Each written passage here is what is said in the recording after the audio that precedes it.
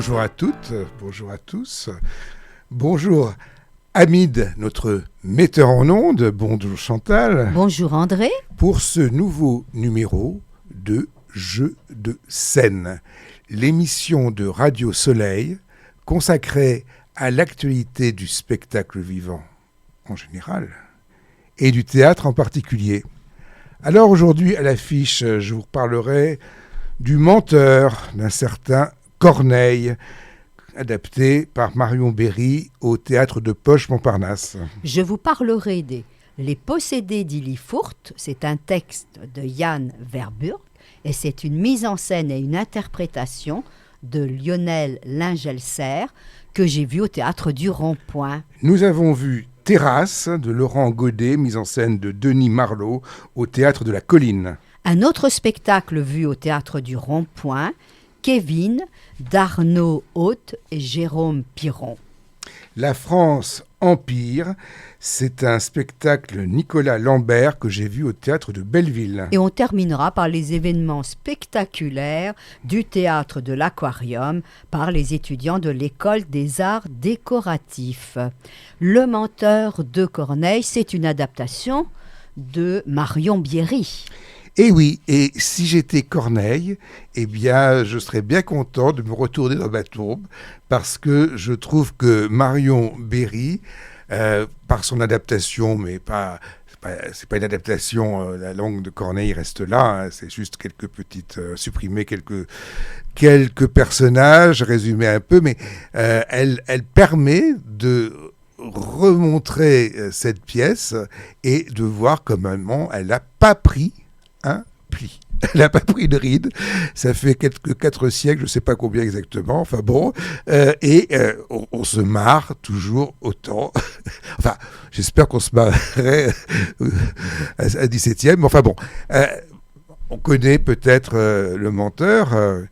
Le Menteur, il arrive de sa province et il est aux Tuileries et il voit deux belles jeunes femmes. Hein, et il va commencer à raconter qui vient de la guerre, qui fait ça. Et donc, perpétuellement, il ne peut pas s'empêcher de mentir. Et il en rajoute tout le temps. Et c'est très amusant, c'est très rafraîchissant, parce que, évidemment, ça va le conduire dans des situations inextricables. Mais voilà. Et ce qu'il y a de rafraîchissant et d'agréable, c'est que, évidemment, il n'y a pas de point de vue moral.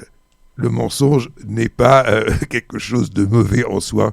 Comme dirait Voltaire, si le mensonge ne fait pas de mal, alors s'il fait du bien, c'est merveilleux.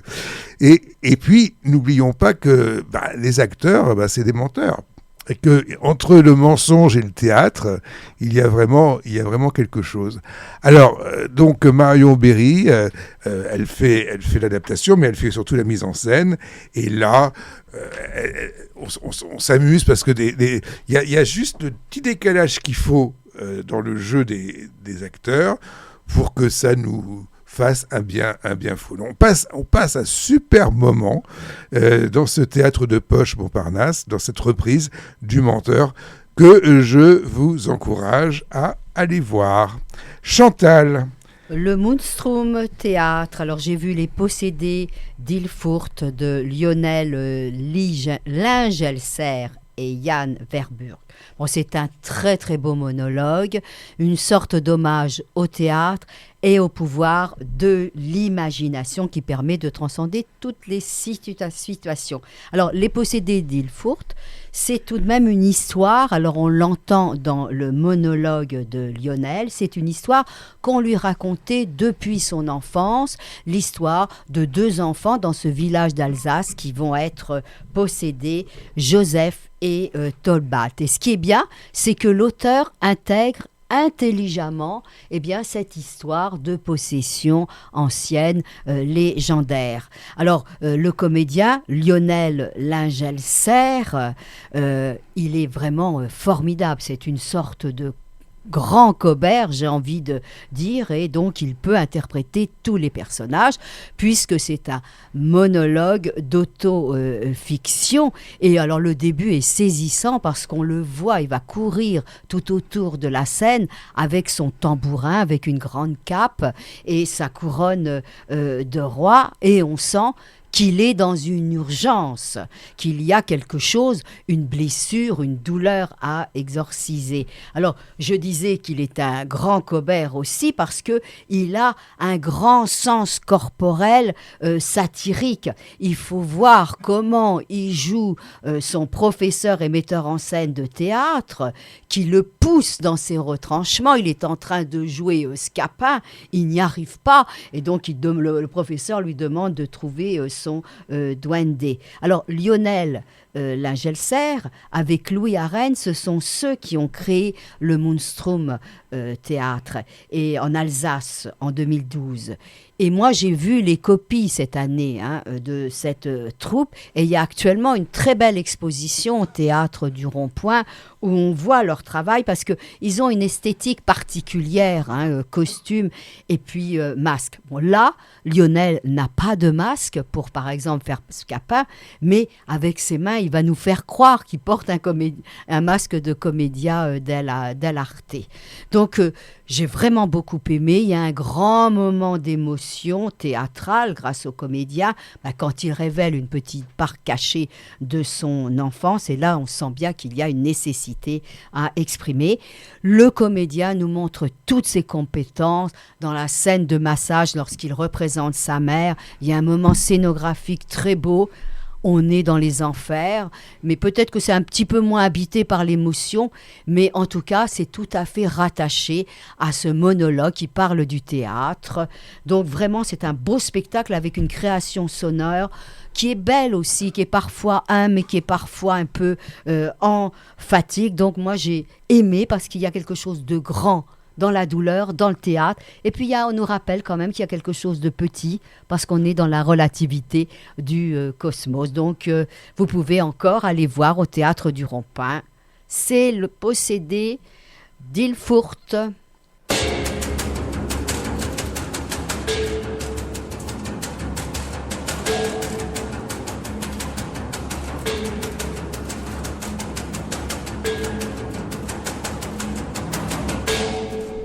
Chantal, je ne sais pas si tu te souviens, le 13 novembre 2015, nous étions ensemble au Théâtre 14. Je ne me souviens plus exactement quelle pièce nous avions vue. Et quand nous sommes sortis, l'attachée de presse, Marianne Briand, nous dit « Ah, il s'est passé des choses ». C'était le 13 novembre. Et là, nous sommes allés voir Terrasse. Et moi, quand je vais voir un truc, je ne sais pas ce que je vais voir. Et puis tout d'un coup, ces deux sœurs jumelles, dont l'une dit à l'autre, bon, on ne va pas aller plutôt en Espagne, on va plutôt aller en France. Et ça se passe au mois de novembre. Je me suis dit, tiens, j'ai une idée de quoi elle s'allait parler. Chantal. Oui, c'est du très beau théâtre, donc ça fait référence aux événements, les attentats de novembre 2015, mais ce n'est pas du théâtre documentaire. Plus de 130 morts. Oui, plus de 130 morts. Les terrasses des cafés, le Bataclan, Saint-Denis. Et c'est Laurent Godet qui a écrit le texte, et moi j'ai beaucoup aimé parce que, en fait, il nous montre une tragédie collective et il va nous montrer tous ceux qui sont impliqués, bien sûr, du côté des victimes, du côté des intervenants, du côté du personnel médical, mais on ne verra pas, il ne prendra pas le point de vue des tueurs. Documenté. C'est quand même, il y a un côté documentaire, même si c'est pas comme tu dis. Mais si, rien de ce qui est dit, à mon avis, n'est imaginé. Non, mais ce que je voulais dire, il s'en explique, c'est que ce sont des personnages qu'on voit sur scène. Moi, j'avoue que j'ai été un petit peu gênée, je ne sentais pas tellement le personnage, je pensais aux personnes. Mais il dit bien que ce sont des personnages composites, c'est-à-dire qu'il a utilisé la réalité. Par exemple, il y a des personnages qui vont traverser tous les lieux, des terrasses jusqu'au Bataclan, ce qui n'est pas possible. Essayer de donner un petit peu une image de ce spectacle qui est, à mon avis, très original par sa scénographie et par sa composition. Déjà, il y a le plan. il y a le plan, mais le plan va se disloquer. C'est-à-dire que ce qui est plat, eh bien, va devenir penché par certains côtés. Donc, on va avoir cette espèce de changement avec aussi des déplacements du sol à certains moments. Donc, on a toute une scénographie à la fois très forte et très discrète. Et puis, on a de la projection vidéo, d'images fixes, mais qui sont filmées, c'est-à-dire que ce fixe n'est jamais fixe, c'est toujours des plans qui sont animés et qui vont donner... Alors, c'est ça qui est pour moi le principal, parce que c'est vraiment important dans l'esprit de ce qui se passe, c'est le rapport du singulier au collectif. Il y a un travail sur le cœur, mais c'est pas le cœur au sens de l'Antiquité. C'est une autre façon de faire le cœur qui est... au moment où plusieurs propos s'en mêlent, se surenchérissent, mais se distinguent en même temps. Hein. Et cette relation entre le temps, parce qu'on est à la fois dans le passé, dans le présent, et aujourd'hui, on est dans toutes les temporalités à la fois, avec ce mélange du collectif et du singulier. J'ai trouvé ça particulièrement brillant. Oui, et puis alors il y a l'écriture, moi je l'ai trouvée aussi très belle, parce qu'elle est assez classique, elle est assez grandiloquente, elle est emphatique, et il y a Laurent Godet qui s'est mis dans la tête de tous les personnages dont on parle, il y a une subjectivité, et c'est extrêmement fort, parce que c'est avant les attentats, c'est pendant, et il y a même des moments d'anticipation, et ce qui est beau, c'est que c'est à la fois lyrique, parce que toutes ces personnes étaient là pour faire la fête, sur les terrasses, au concert, donc il y a de l'exaltation. Et puis, il y a cette tragédie, comme tu le dis, parce que, pourquoi l'un et pas l'autre? Et le hasard a fait que certains ont disparu. J'ai trouvé ça extrêmement beau. Et puis ce que j'ai aimé aussi, c'est que c'est c'est deux femmes qui font l'ouverture, c'est deux amantes, c'est deux lesbiennes, et elles vont terminer aussi le spectacle par ce baiser que peut-être elles ne se seront pas données. Mais parce que finalement, Daesh, il a vraiment tué ce qu'il fallait pour lui. C'est-à-dire que ces Parisiens que nous sommes, parce que moi, je suis désolé, je me sens très concerné par... j'ai terrasse des cafés, j'y suis assez souvent. Ces Parisiens que nous sommes, qui aimons boire un coup, qui aimons la liberté, qui aimons avoir les mœurs, la danse, tout ce qu'on veut, c'est tout ce que déteste Daesh. Et donc là, ce que fait Godet, c'est qu'il fait triompher finalement, au-delà du sacrifice. Bon, je crois que on est très concerné par ce qui s'est passé et qu'un mauvais spectacle, ça aurait été insupportable. Et que là, au contraire, on arrive à se projeter et à se reconnaître complètement dans ce spectacle. Et on est, nous spectateurs, complètement sous tension tout au long du spectacle. Et j'ai trouvé que la mise en scène de Denis Marleau, elle était très bien cadrée, bien réglée. Et ce spectacle, d'une certaine façon, il remplit aussi une fonction de cicatrisation, de cérémonial. Et il fallait quelque chose de fort, d'intense, on l'a eu. Et j'ai adoré, c'est dur de dire ça, mais il mêle la voix des vivants, la voix des morts, et je trouve que ça reste toujours à hauteur d'humain, et c'est important parce que justement c'est cette part d'humanité qui a été touchée ce soir-là. Donc un spectacle qui honore le théâtre, je dirais, qui est Terrasse, c'est au Théâtre de la Colline. Chantal, au Théâtre du Rond-Point, Kevin. Oui, un spectacle participatif et documentaire sur l'école, sur l'échec de l'écolier et sur l'échec de l'école en général. Alors Kevin, c'est le représentant de celui qui est en échec, l'écolier, bien sûr qu'il représente tous les écoliers, et c'est Arnaud Eudes et Jérôme Piron qui ont conçu et qui ont écrit. C'est très documenté puisque ça s'appuie sur les dernières recherches dans le domaine, dans les sciences de l'éducation. Et on va analyser les éléments structurels, psychologiques, sociaux, etc., psychologiques qui font qu'il y a échec. Mais c'est très ludique et c'est mis en situation. Pourquoi ? Pour qu'on fasse confiance à ce qu'ils nous disent. Eh bien, ils nous proposent une mise en situation. Donc, ils vont s'appuyer sur des sondages. Et nous-mêmes, spectateurs, quand on arrive sur notre fauteuil, on a un petit carton avec des flèches qui représentent les points cardinaux et on va nous faire voter, on va nous faire répondre à un sondage sur des questions simples. On est filmé. Il y a un ordinateur qui va analyser et on aura les résultats. Donc, c'est très amusant parce que tout le monde participe. Et moi, ce que j'ai beaucoup aimé, c'est que j'ai appris quand même quelques petites choses. Et alors, ça m'a amusé de savoir quel est le prénom qui revient le plus pour celui ou celle qui réussit le mieux à l'école. D'abord, c'est une fille et puis c'est Joséphine. Et puis, on apprend aussi, qu'à l'école, il y a le problème du programme invisible, tout ce dont Kevin ne connaît pas et qu'il aurait besoin de savoir pour réussir. On est mis aussi en situation sur le stéréotype de l'échec et sur le fait qu'on se résigne quand on est dans une spirale d'échec. Donc, on est répartis en 2 groupes et on va nous faire jouer au pendu. Eh bien, dans un groupe, c'est facile. Dans l'autre, il y a un mot impossible. Eh bien, le groupe où il y a le mot impossible, ils n'arrivent pas à avancer. Donc, j'ai trouvé ça intelligent et on voit bien que les 2 comédiens, Arnaud Eudes et Jérôme Piron, ont du vécu. C'est curieux, j'ai envie de suivre leur travail parce que c'est original.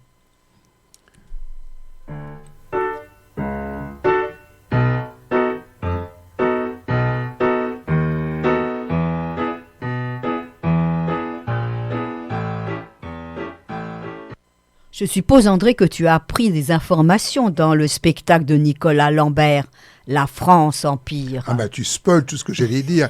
Bon, La France Empire, ça s'écrit La France et Empire, E majuscule, M-P-I-R-E. Donc vous comprendrez que La France Empire, ce n'est pas la France en mieux. C'est c'est un travail à la fois, je dirais, de journaliste, ce qu'est aussi Nicolas Lambert, c'est un travail de théâtre. Alors, bon, je vais pas dire que c'est le spectacle que j'ai trouvé le plus, intéressant dramatiquement. En ce sens que ça dure plus de 2 heures. Ça a du mal à terminer.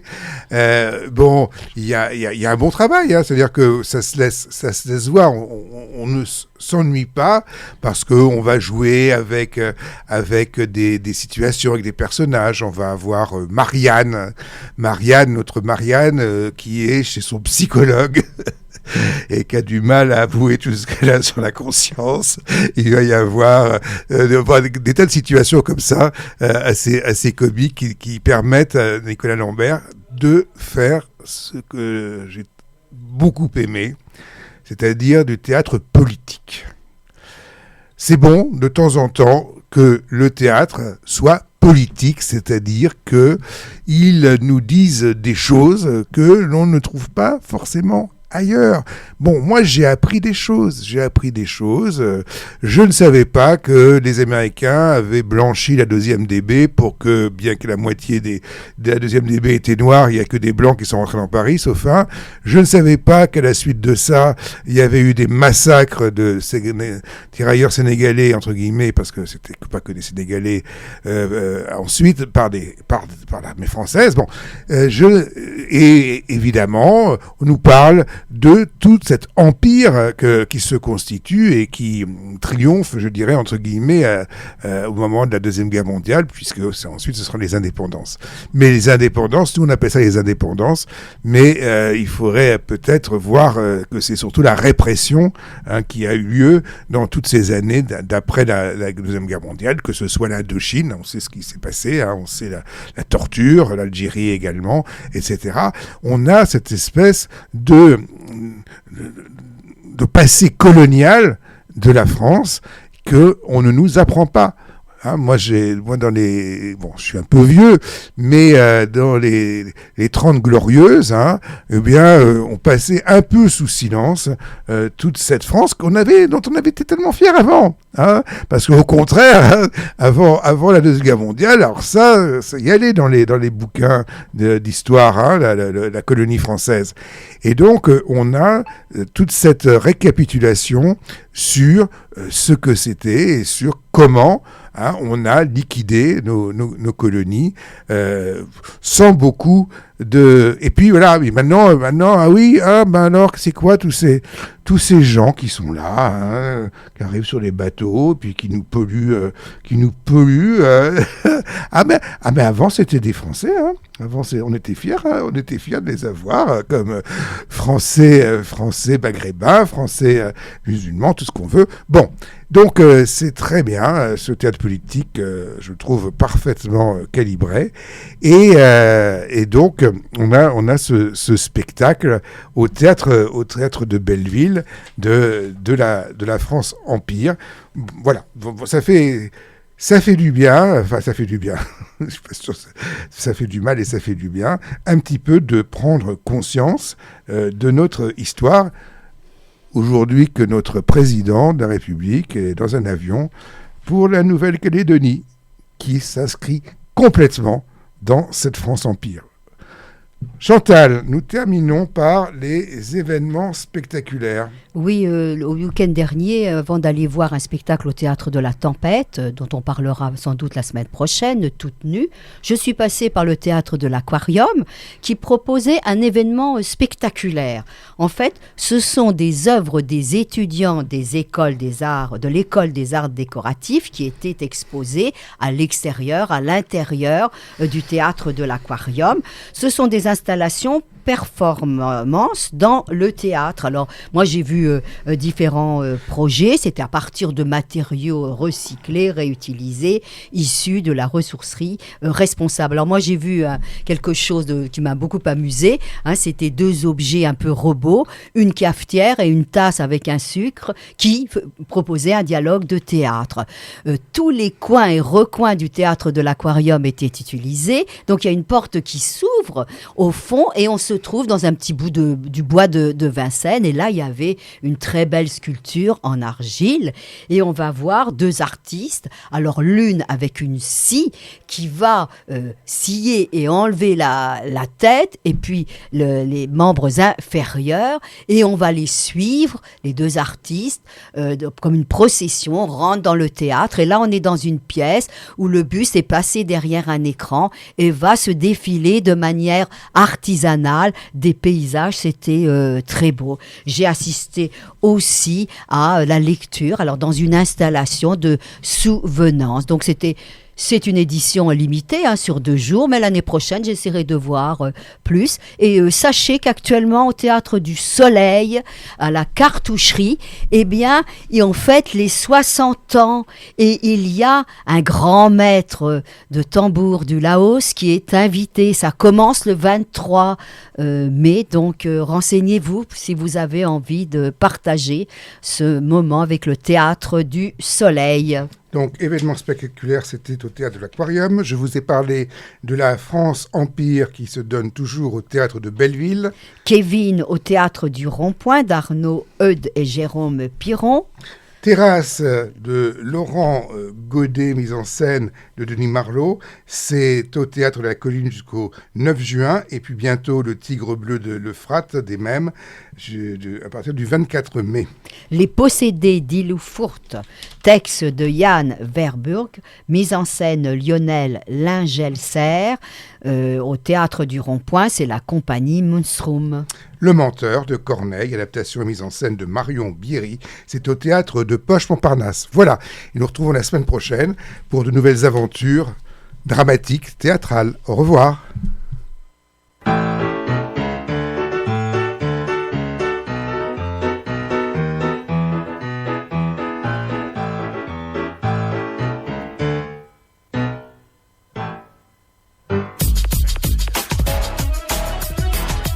Radio Soleil sur Internet, c'est au www.radio-soleil.com.